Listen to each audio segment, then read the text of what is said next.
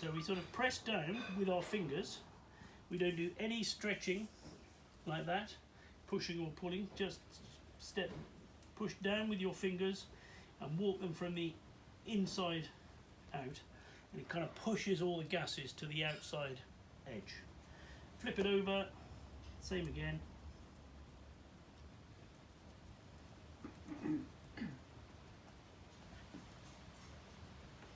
And we don't press the crust, so you can see how it's forming this very raised crust on the pizza. When it's big enough that I can sit it on my hand, I flip it up and sit it there. So my hand is kind of cupped, thumb down, nice and relaxed. And then this hand is going to swing round haymaker fashion to meet this hand at 90 degrees. So my hands are going to cross at 90 degrees to each other and in two different planes. Sounds very technical, doesn't it? But I want to pick up the pizza just there and follow through. That gives it a stretch in that direction. And now, when I come back that way at 90 degrees, it gets a stretch in that direction, and then back in that direction, that direction, that direction. So a little bit of speed just helps kind of stretch it, gets that follow through. What you don't want to do is stretch it beyond its kind of own elasticity. If you try and force it, you're much more likely to get a tear. And you want to keep your hand nice and relaxed and together, because if you've got it like that, you're going to make a hole. You're turning the dough at the same time. Well, I'm just, you know, as my hands cross at 90 degrees, that automatically kind of stretches it one way, the other way, one way, the other way.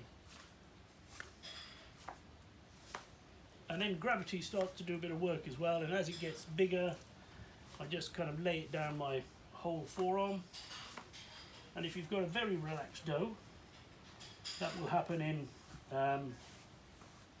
you know, 4 or 5 passes, and if it's still got some elasticity in it, it might take a little bit longer.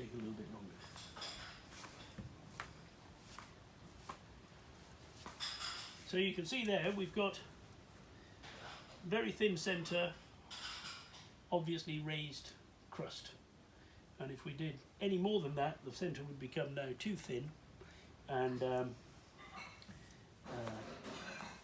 dangerously thin, so it might rip. And also there's not enough base there to support our toppings.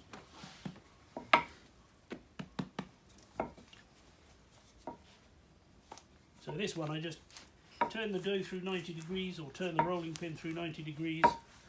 So I roll it this way and that way, this way and that way.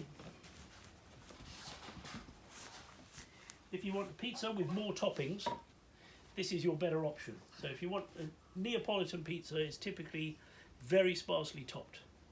It's either tomato sauce, mozzarella cheese, parmesan cheese, basil and oil, or tomato sauce, garlic and oregano and oil. That's it. If you want cheese, ham, mushroom and pineapple, you want to go for this.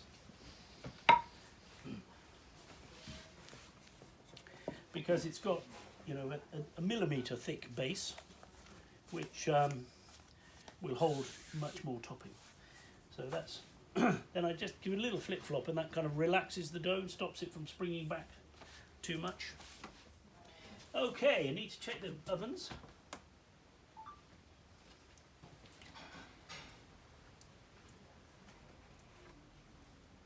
$350 in the middle. I want to put wood on before my flame disappears.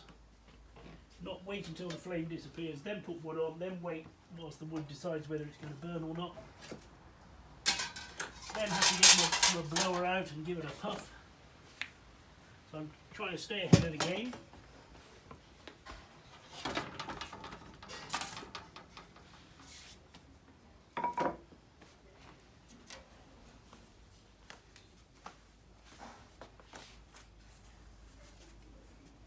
So there's my pizza on the peel. If you top it on the table, it's kind of difficult to then get the peel underneath. especially if you've got some weighty toppings there.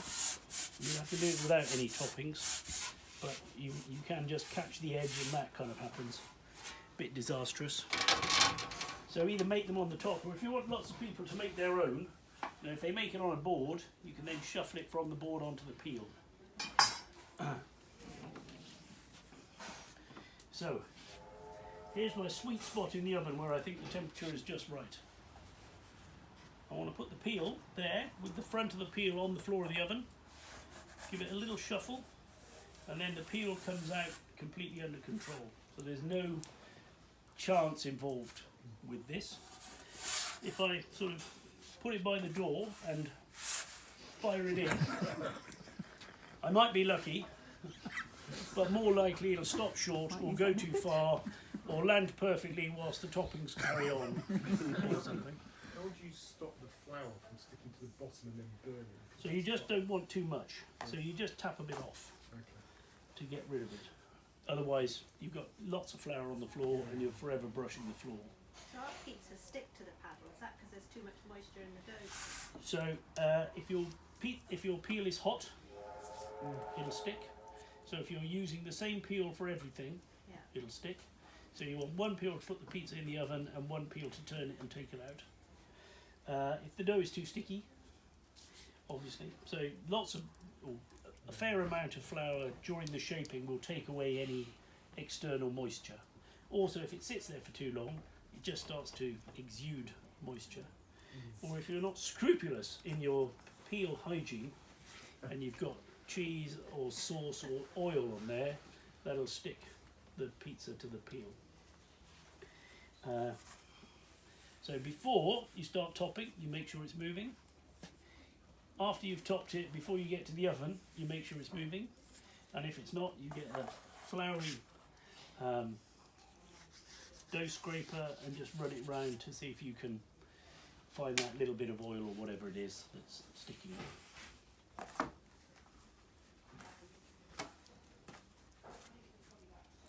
Okay, so we're going to go with a little bit of garlic oil here. A little bit of San Marzano tomatoes, which are naturally sweet, and not too acidic. So not all tomatoes are equal.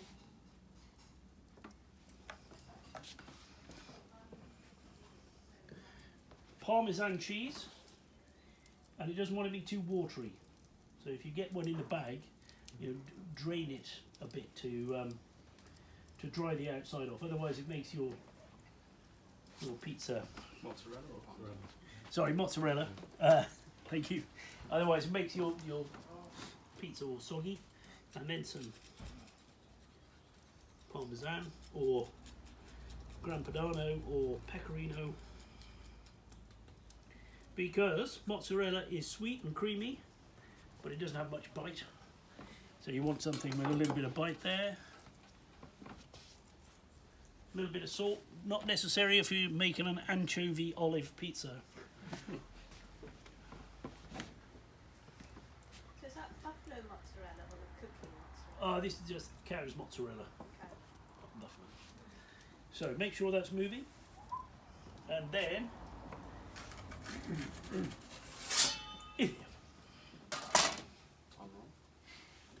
timing. So we're nice and relaxed with this home cooking thing, where we're not too worried that we don't cook our pizza in exactly 90 seconds. Outrageous.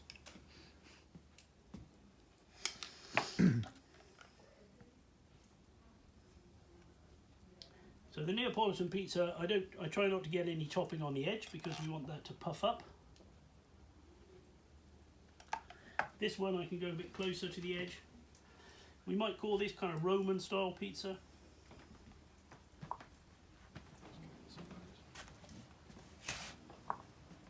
And we're going to pile up our toppings a bit more here.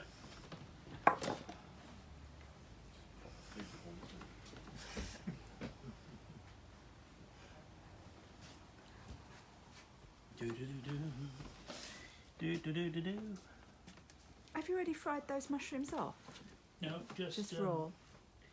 We're doing half cheese, half no cheese pizza. Make sure that's moving. And into the oven.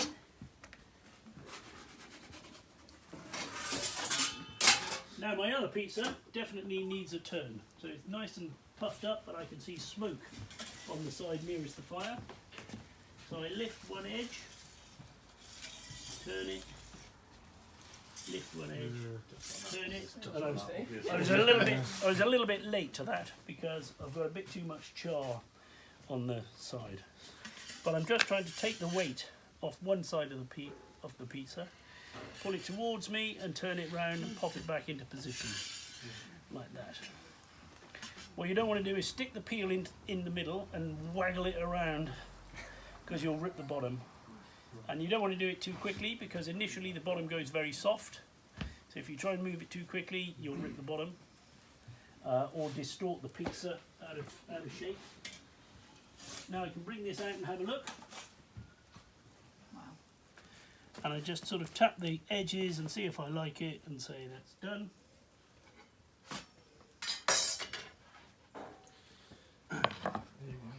Give this guy a turn because I can see a little bit of smoke coming from the far side.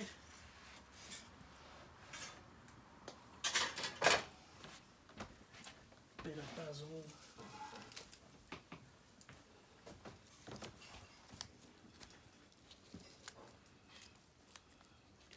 So some people like to put the basil on and cook it. Some people like to just have fresh basil on the top because it doesn't discolour.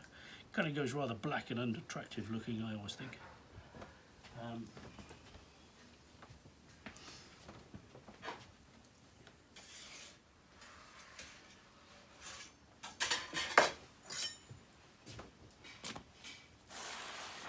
So Neapolitan pizza shouldn't really be very crunchy. Should be soft and very puffed up at the edges. If you want a sort of more of a crunchy pizza, you really want to cook it for a bit longer to dehydrate the dough.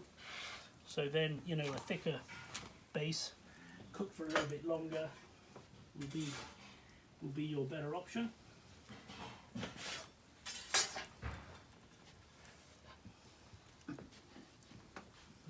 You're not dangerously dodging cheese, No, Peter. I'm You fine. just Yeah. don't want too I won't much of die it. if I eat No, that. no, no.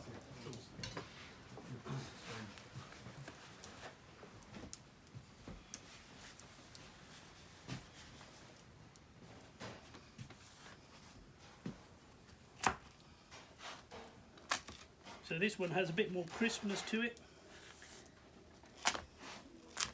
because the dough was that much thinner, so it dehydrated that much more quickly.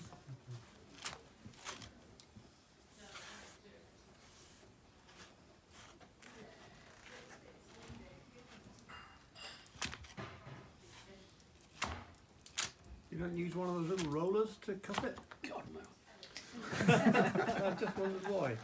There's much as more clutter in the drawer, isn't Okay. it? A perfectly good knife.